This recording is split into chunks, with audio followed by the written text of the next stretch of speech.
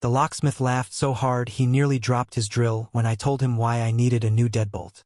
Her Lexus was still trapped inside my private garage, and I was about to fly to Cancun for 2 weeks. My name is King, and this is the story of how a piece of paper turned into her worst nightmare. 3 months earlier, I moved into Meadowbrook Estates, a quiet cul-de-sac ruled by an HOA board with a god complex. Deborah Whitfield, president of the board, greeted me on day 1 with a clipboard instead of a welcome basket. She smiled like a shark and told me my mailbox was the wrong shade of white, per the bylaws. I laughed it off, figuring one uptight neighbor couldn't ruin a place I'd saved 5 years to buy. I was wrong, and Deborah made sure I learned that lesson fast. Within a week, a fine arrived for grass exceeding regulation height by 2 inches, measured, apparently with a ruler. Then came a citation for my trash cans sitting curbside 4 minutes past the posted pickup window. I paid both fines, rolling my eyes, assuming this was just small-town paranoia I'd eventually outlast. But Deborah wasn't paranoid. She was hunting, and I hadn't yet realized I was her favorite target. My neighbor Rosa warned me quietly over the fence. She did this to the Nguyen's. They sold and left. I brushed it off. I had a private, deeded garage, one thing I thought she couldn't touch. That confidence lasted exactly 19 days.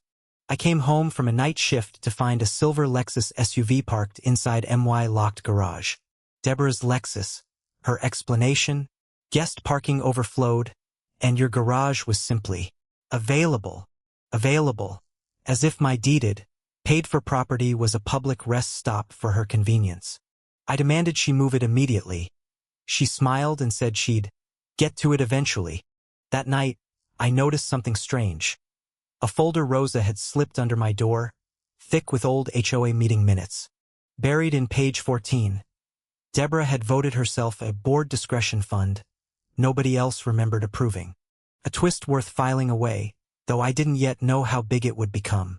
The next morning, her SUV was still there, and a new fine appeared for my unauthorized vehicle allegedly blocking her access. She was fining me for the crime of owning the garage she'd hijacked. I stayed calm, photographed everything, time-stamped every fine, every email, every threat, building a wall of evidence. 2 weeks later, a letter came, cold and official. Pay $4,000 in accumulated fines or face a lien on my house. Alien. Over grass, trash cans, and a garage she'd stolen without asking. That's when I remembered my pre-booked vacation. Flights, hotel, everything locked in for Cancun in 3 days.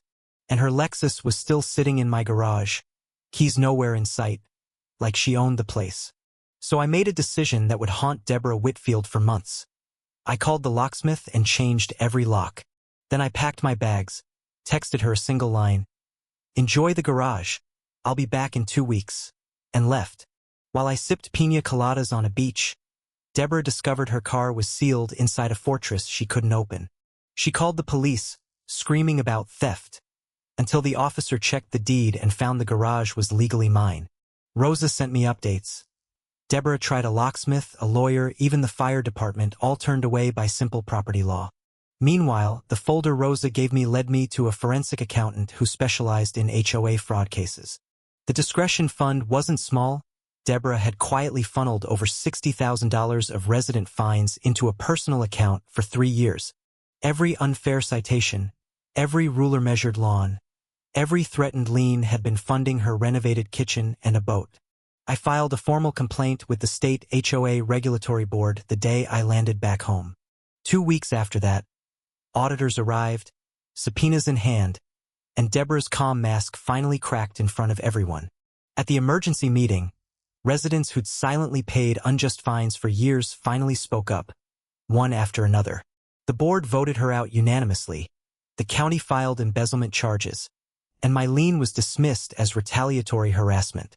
Deborah's Lexus, by the way, got towed from my garage the day the locks came off, impound fees courtesy of her.